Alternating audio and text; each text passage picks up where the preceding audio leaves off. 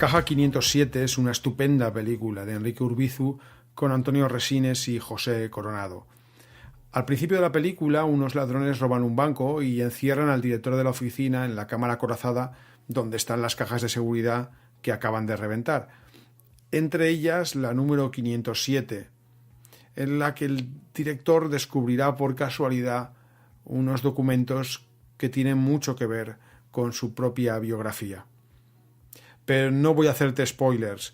Esto es el podcast del Derecho Mercantil sin clases, un podcast semanal para estudiantes y estudiosos del derecho mercantil, en el que hoy vamos a hablar de robo y responsabilidad en el contrato de alquiler de cajas de seguridad. Bienvenido, bienvenida una semana más.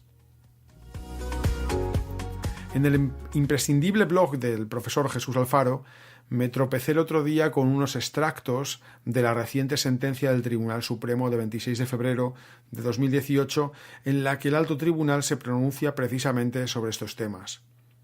Me hizo mucha gracia que en otra entrada más antigua sobre el contrato de alquiler de cajas de seguridad el profesor Alfaro señale que, aunque no para los afectados, que un asunto semejante se ventila entre los tribunales constituye una alegría para los que estudiamos temas de derecho de contratos. Quizá te parezca una exageración que los profesores nos alegremos por una sentencia sobre alquiler de cajas de seguridad, pero entiendo perfectamente el comentario porque, desde el punto de vista del derecho de los contratos, la discusión sobre la naturaleza y el régimen jurídico aplicable, los límites de la responsabilidad del banco o la prueba de la preexistencia de lo robado en el contrato de alquiler de cajas de seguridad da muchísimo juego docente. La sentencia de 26 de febrero de 2018 estima el recurso de casación planteado por el cliente y condena al banco al pago de más de 168.000 euros, que es el valor de lo que habían robado de su caja de seguridad según la propia declaración del cliente.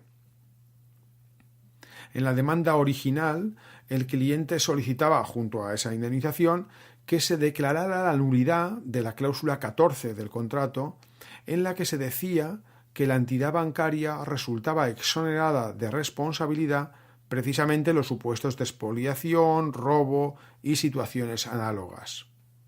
Tanto la sentencia del juzgado como la de la audiencia de Badajoz declararon la nulidad de esa cláusula por abusiva, pero ninguna de las dos acordaron la indemnización que solicitaba el cliente.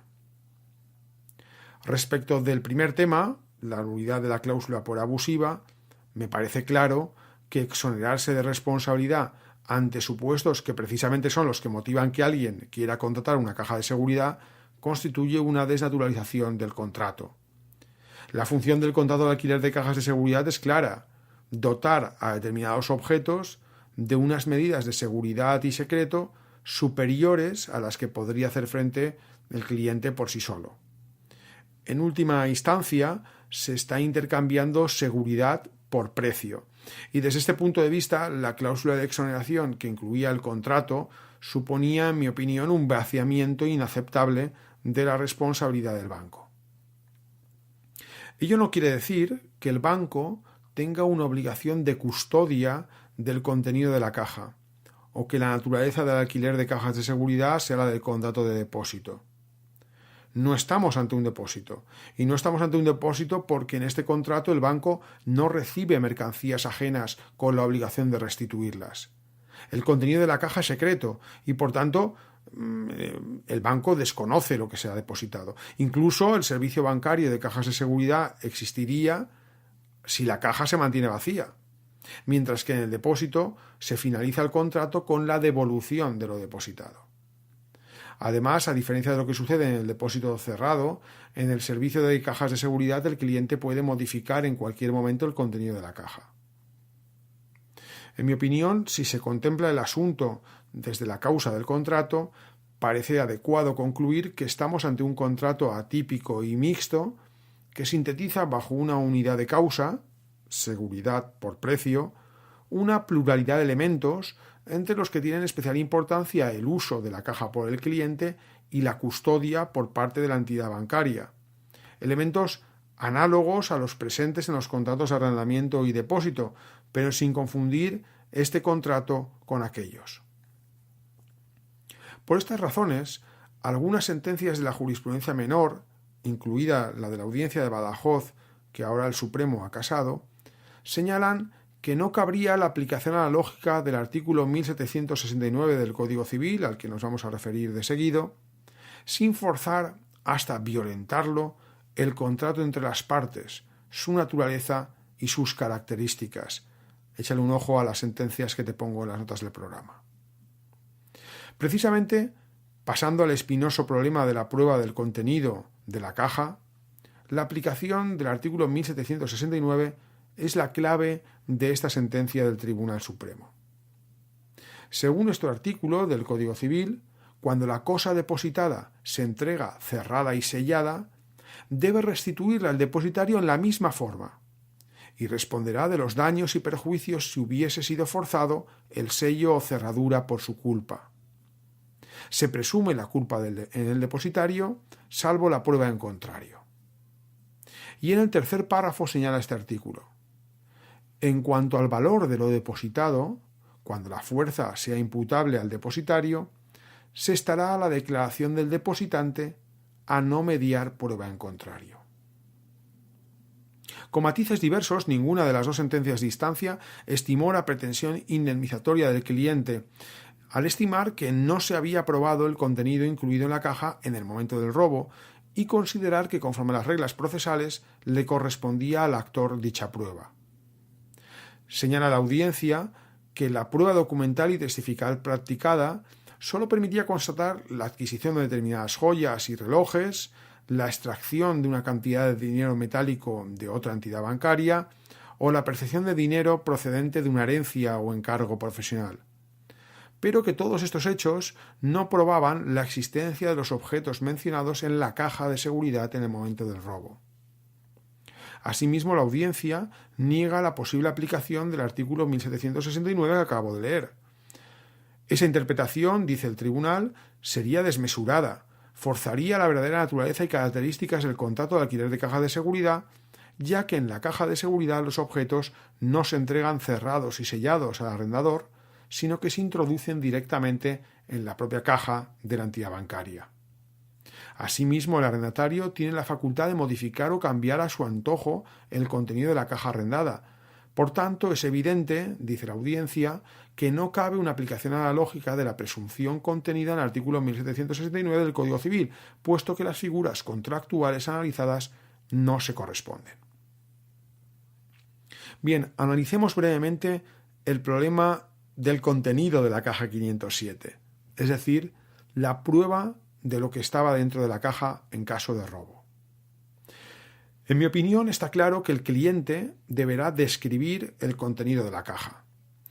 Pero en cuanto a la prueba indubitada de que los objetos se encontraban en ella, este requisito solo sería posible si en cada apertura de la caja tuviéramos presente un fedatario que levantara acta del contenido, supuesto lógicamente absurdo. Por lo tanto, lo razonable es entender que el cliente deberá realizar una actividad probatoria, sin duda, pero sin una excesiva rigidez que suponga, de hecho, la exoneración de responsabilidad de la entidad de crédito. Una primera posibilidad es equiparar este supuesto al de la prueba de la preexistencia de los bienes en el seguro de daños. Por ejemplo, la sentencia de la Audiencia Provincial de Madrid de 5 de mayo de 1995 estimó como suficiente la entrega de los libros de comercio y documentación fiscal que acreditaban la existencia de los capitales reclamados. En la sentencia de la Audiencia Provincial de Huelva de 5 de junio de 2002 se aceptó como prueba de la preexistencia la declaración de la perjudicada ante la comisaría de la policía en la cual se describían las joyas, así como las facturas de su adquisición y diversas fotografías de la arrendataria portando los objetos preciosos.